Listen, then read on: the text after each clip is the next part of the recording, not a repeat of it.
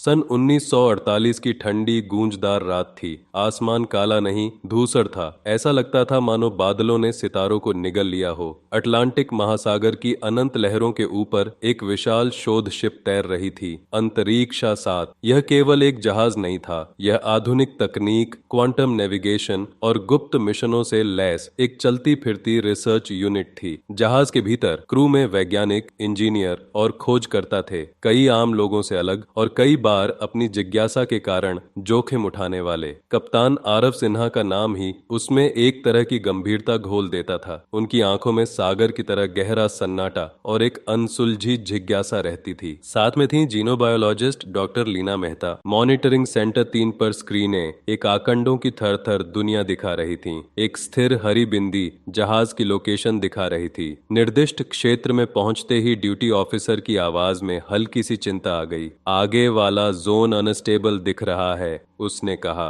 तभी रेडियो पर कैप्टन आरव की आवाज आई, थोड़ी सी चौकन्नी और भीतर से नियंत्रित। हमने अनोखा इलेक्ट्रोमैग्नेटिक तूफान डिटेक्ट किया है। कंपास बेकार हो गया। आसमान साफ दिख रहा है, पर रडार पर एक घूमती हुई रिंग आ रही है। हम बरमुडा के बिल्कुल किनारे पर हैं। धीरे धीरे चेतावनी लाल हुई। Anomalous storm formation, unknown pattern. और रडार पर समुद्र की सतह के ऊपर एक लाल घुमावदार रिंग बनती दिखी। अंतरिक्षा 7 गलियारे की तरह उस रिंग के बीच में फंस गया। हवा तेज हुई, रेडियो शोर करने लगा और फिर जहाज अचानक किस्मत के अनजाने भंवर की ओर खींच गया। क्वांटम नेविगेशन ब्लैकआउट हुआ। थर्मल सेंसरों पर एक ही सिग्नल दिख रहा था। आगे कहीं गर्म धरातल, मानो समुद्र के बीच कोई टापू सांस ले रहा हो। एक जोरदार झटका लगा। जहाज का आगे का हिस्सा किसी अदृश्य चट्टान से टकराया। धातु की दरारों ने चीखें निकाली और फिर अंधेरे में खो जाने से पहले क्रू ने दूर धुंध में उभरती काली जमीन और पेड़ों की विकृत परछाइयां देखीं।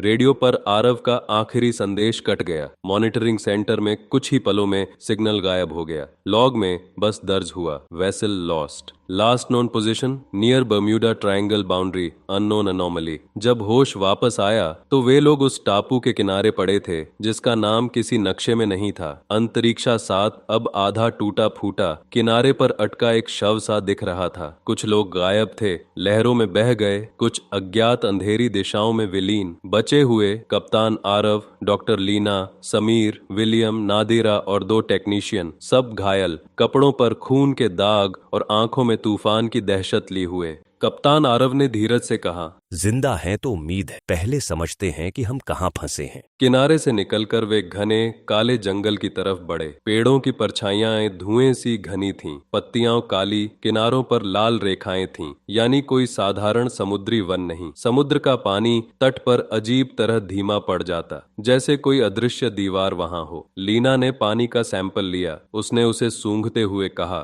ये सामान्य मरीन एल्गी नहीं है, कुछ जैविक है पर बहुत अलग। जब वे मिट्टी पर चले तो महसूस हुआ कि जमीन नरम और गीली है, मानो हाल ही में किसी गर्म तरल से सींची गई हो। समीर ने मिट्टी खोदकर देखा। उसका रंग गाढ़ा भूरा निकला। ऐसा लगा जैसे जमे हुए खून हो। जैसे जैसे वे जंगल में गहरे गए, आसमान और गायब होता गया। ऊपर की रोशनी सिर्फ हरी धुंध बनकर रह गई। हवा गाढ़ी थी और हर सांस में सड़ी हुई नमी का स्वाद था। टॉर्च की रोशनी अब उनका एकमात्र सहारा थी। तभी पीछे से एक तेज चीख गूंजी।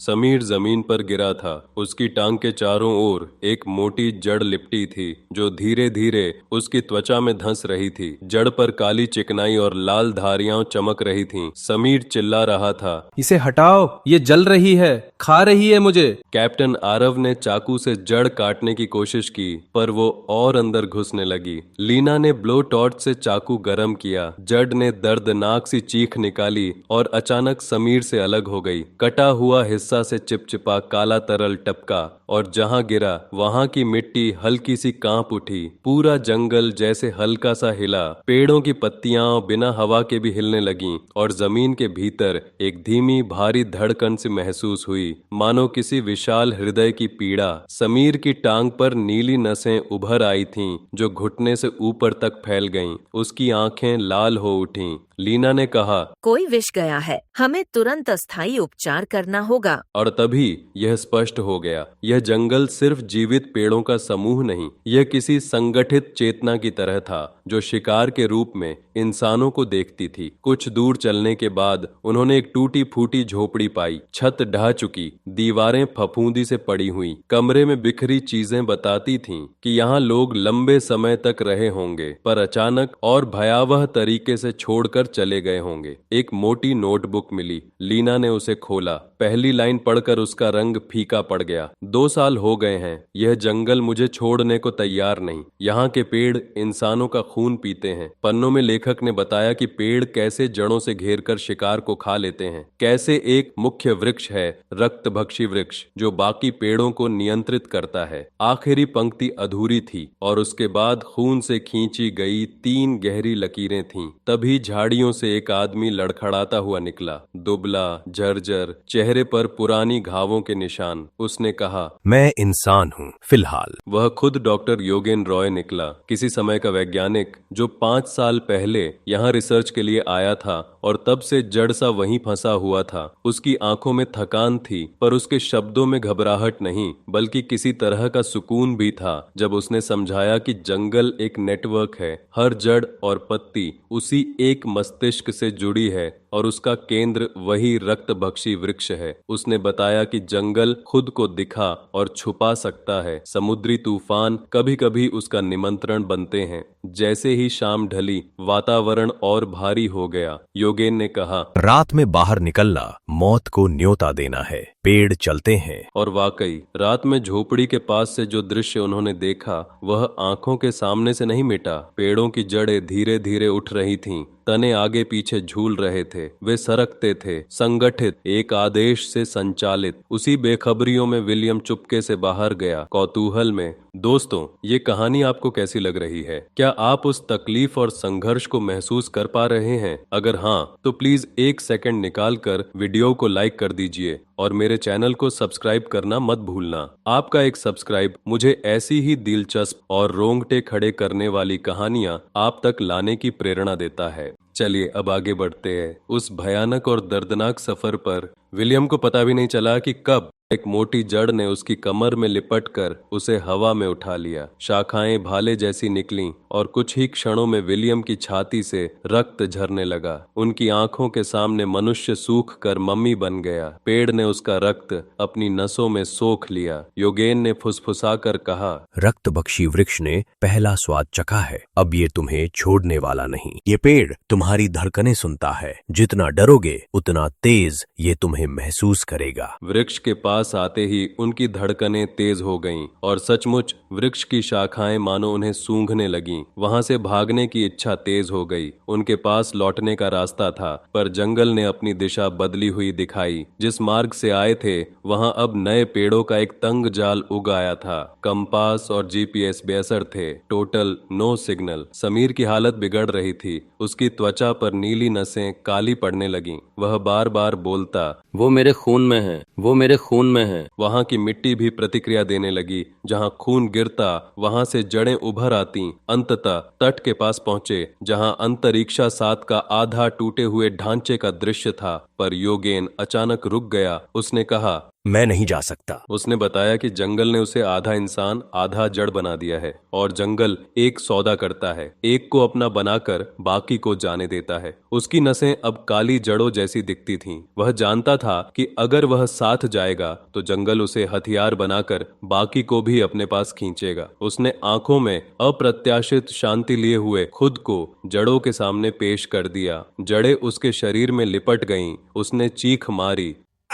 फिर धीरे धीरे जड़ें उसे जंगल के भीतर खींच ले गईं। वह सुलगती हुई तरह की मुक्ति के भाव में गायब हुआ और अकेलेपन ने रास्ता कुछ समय के लिए खोल दिया। यह वह मौका था जिसका उपयोग कैप्टन आरव ने किया। सभी लोगों को लेकर वह समुद्र की तरफ दौड़ा। समीर बुरी तरह बदल चुका था। उसकी आंखों की चमक और शरीर पर उभरती नसें ऐसा संकेत थीं कि उसका खून पहले जैसा नहीं रह गया। जब वे अंतरिक्षा 7 के मलबे के पास पहुंचे तब तब आरव को याद आया अंतरिक्षासात पर आपातकालीन समय में काम आए इसलिए एक नाव रखी थी। सौभाग्यवश वो अच्छी स्थिति में थी। बिना देर किए उसने वो नाव उतारी और सभी उस नाव पर चढ़कर तेजी से वहां से निकले। थोड़ी दूर जाने के बाद कैप्टन आरव को समुद्र में दूर एक काला धब्बा जैसा दिखा जो धीरे धीरे बड़ा होता जा रहा था। फिर आरव ने देखा वो एक बड़ा खोजी जहाज था। उसका नाम था आरवी एगिस, जो उनकी ही खोज में निकला था और उस जहाज के कप्तान ने उनकी नाव देखी थी और वो जहाज उनकी तरफ ही चला आ रहा था। जब वे जहाज के लोगों ने उनको जहाज पर चढ़ा दिया और जहाज पर मौजूद मेडिकल टीम समीर का परीक्षण करने लगी तो पाया कि उसका खून अजीब तरह का था। डॉक्टरों ने जब खून की जांच की तब उन्हें आश्चर्य हुआ क्यों कि खून में पेड़ का रस मतलब जाइलम रस के अंश है। डॉक्टरों ने कप्तान आरव से कहा इन्हें ठीक होने के लिए कम से कम 1 महीना लगेगा और सभी लोग समीर के स्वास्थ्य को लेकर निश्चिंत हो गए। कहानी यहीं खत्म नहीं होती, यह केवल एक शुरुआत है। उस दिन उनको लेकर सही सलामत वो खोजी जहाज लौट आया था, पर वे अनुभव और जिंदगियां जो लेकर आए थे वे कहीं छुपे बीजों के समान थीं। कप्तान आरव कभी कभी ये सोचता शायद डॉक्टर योगेन सचमुच जंगल का अंग बन गया, पर उसने अपनी जान देकर बाकियों की जान बचाई। और अजीब बात यह कि कभी कभी आरव को लगता समीर की आंखों में वही खाली सी चमक कुछ और की याद ताजा कर देती है, किसी ऐसे स्थान की जहां पेड़ बातें करते हैं और धड़कनें हमेशा भूखी धड़कनें किसी पशु की नहीं बल्कि किसी जीवित जाल की तरह बंधी रहती हैं। समुद्र ने फिर शांति ली, पर समुद्र की उस शांति में अब एक नया मकाम था, एक अज्ञात खतरे का।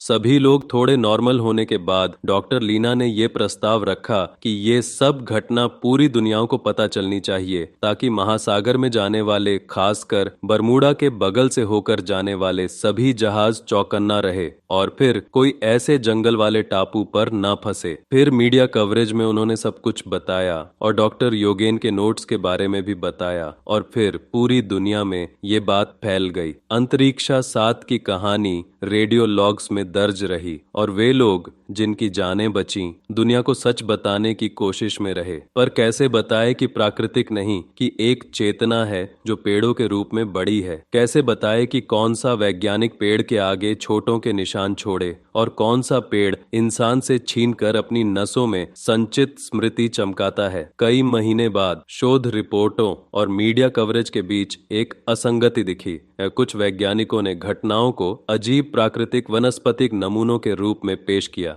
जबकि कुछ अनुभवी नाविक योगेन के कुछ नोट्स और अंतरिक्षा 7 के कच्चे लॉग के आधार पर चेतावनी देने लगे। पर एक सच्चाई रह गई। एक रात को उस विशेष अक्षांश रेख से गुजरते जहाजों के कई कप्तानों ने बताया कि रडार पर कुछ सेकंड के लिए एक धुंधला द्वीप उभरा और फिर गायब हो गया। कुछ ने कहा कि दूर से लाल रोशनी झिलमिलाती थी, कुछ ने उसे सिर्फ हवा का भ्रम माना। पर जो लोग उस द्वीप के बारे में सच जानते थे वे कुछ और कह रहे थे। जंगल अब सुने हुए अनुरोधों पर बढ़ता है, उसकी भूख स्थायी है। हम यह मानकर लेते हैं कि मानव ज्ञान और चेतना सीमित क्षेत्रों तक ही सीमित है, पर कभी कभी प्रकृति या जो प्रकृति बनकर बैठा है हमें अपनी परिभाषाओं की सीमा दिखा देती है। रक्तभक्षी वृक्ष का द्वीप उस सीमा की उपांगना है, एक चेतना जो जड़, पत्ती और खून के स्वरूप में दुनिया में फैल सकती है। थोड़े लोगों को ये एहसास भी हो गया कि जंगल की भूख सिर्फ वहां तक सीमित नहीं रहेगी। अगर हमने उसे अनजाने में अपने साथ ले जाने की राह खोल दी तो ये पूरी दुनिया में फैल सकती है।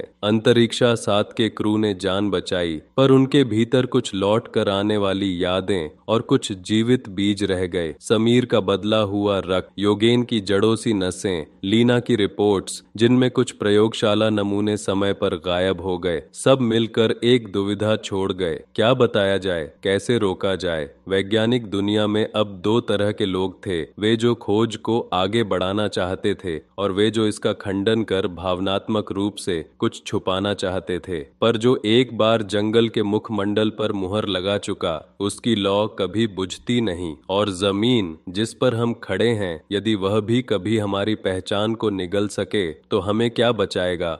एक रात जब समुद्र बिल्कुल शांत था, कुछ नाविकों ने रडार पर देखा कि एक धुंधली बिंदी क्षण भर के लिए उभरी, ठीक उसी जगह जहां अंतरिक्षा 7 का आखिरी सिग्नल देखा गया था। बिंदी ने आकार बदलकर काले पेड़ों की परछाइयां बना दी और दूर एक लाल रोशनी टिमटिमाई। फिर सब कुछ गायब हो गया। नाविकों ने एक दूसरे की तरफ देखा और चुप्पी साध ली। किसी ने कहा, हमें वहां से गुजरना नहीं चाहिए। दूसरा बोला, पर कुछ चीजें कुछ छोर हाथ से बाहर नजर आती हैं। और फिर वे अपने रास्ते चले गए, पर उनकी आंखों में एक अनकहा डर रह गया। और इस तरह अंतरिक्षा 7 की कहानी एक चेतावनी बनकर रह गई। कहीं भी कभी भी कोई दबी हुई भूख हो सकती है जो हद पार करके हमारे अंदर तक पहुंच जाए। हमें सिखाना था कि कुछ जिज्ञासाएं बेतुकी हिम्मत नहीं होती, पर यह भी उतना ही सच है कि पेड़ों के बिना इंसान जीवित नहीं रह सकता। एक दिन समीर के ठीक होने के बाद कप्तान आरव ने उनके जन्मदिन पर एक छोटी सी पार्टी रखी थी। उन्होंने सभी लोगों के साथ अपने साथियों को भी बुलाया जो अंतरिक्षा 7 पर गए थे।